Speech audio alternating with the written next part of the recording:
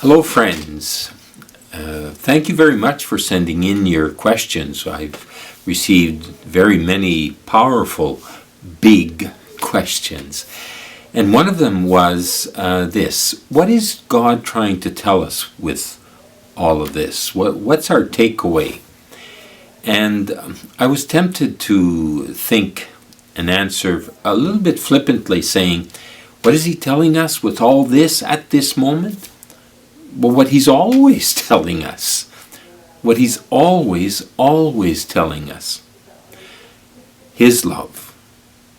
Now, however, having said that, we are entering now into the three holy days, the Triduum, the Holy Thursday, Good Friday, Holy Saturday, and Easter.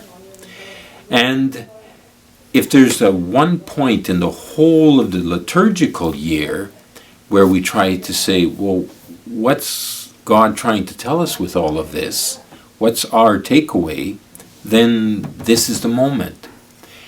And so we look upon the cross and in the light of the resurrection. And looking upon the cross, we of course will say, and that's our faith, that on the cross, God reveals the perfection of his love, the complete faithfulness of his love. I mean, that's the perfect revelation, expression, telling us of what divine love is.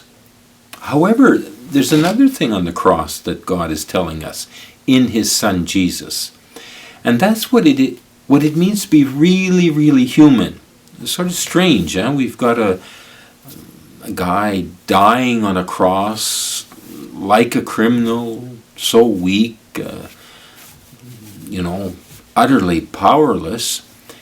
And he's showing us at that moment, in the relationship that he has with his Father, out of that relationship, what it means to truly be human. Think of it. In that moment, he turns to one of the thieves who is addressing him, opening up to him. And he says, today you will be with me in my kingdom. That's a kingdom moment.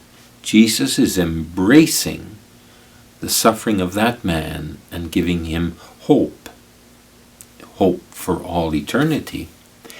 And so when we look upon the cross in let's say on Good Friday, and I invite you, if you're watching one of the services that is being live streamed, think about beforehand having a cross or a crucifix right there at hand. Remember again, coffee, 2 meters away, cross right there. And of course, for the veneration of the cross.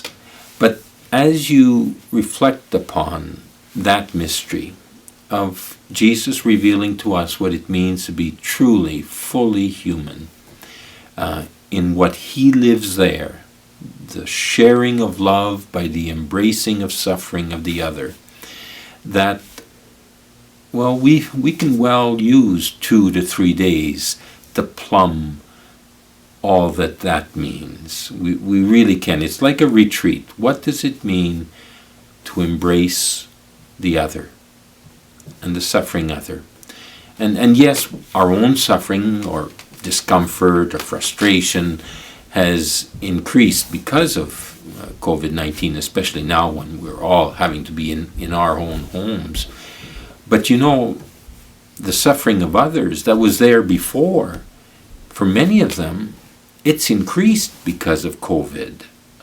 Think of the young person caught up in despair or even suicidal thinking.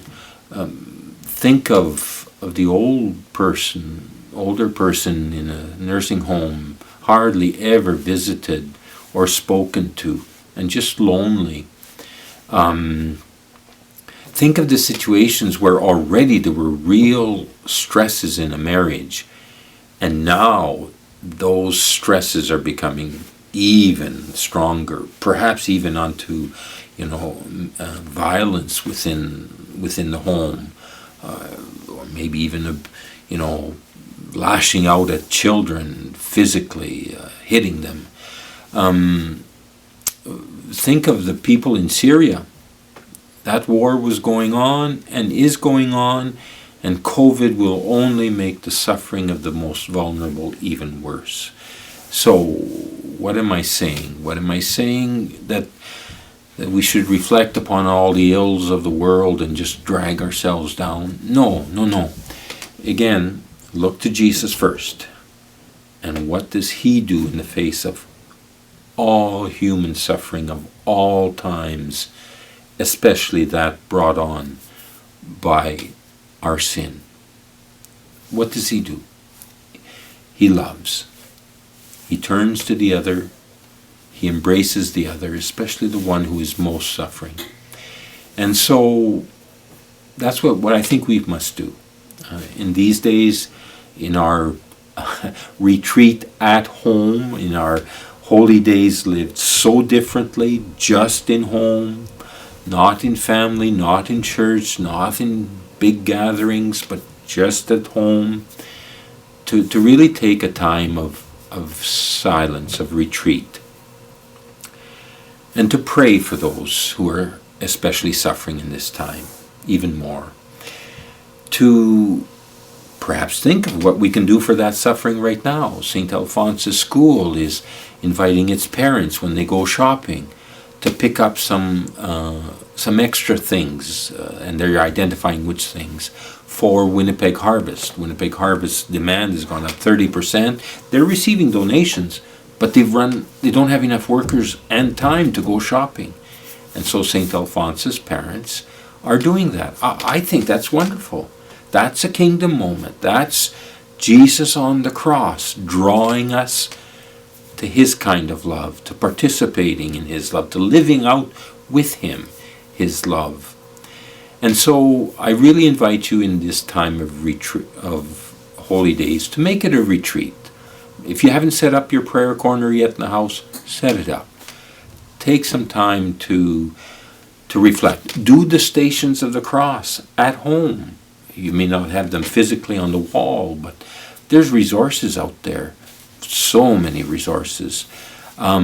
Take time to reflect and pray, because that can only make us more Christ-like when we, even now, but especially when we come out of all of this, and must always continue, embracing the suffering and embracing it with a transformative, healing love.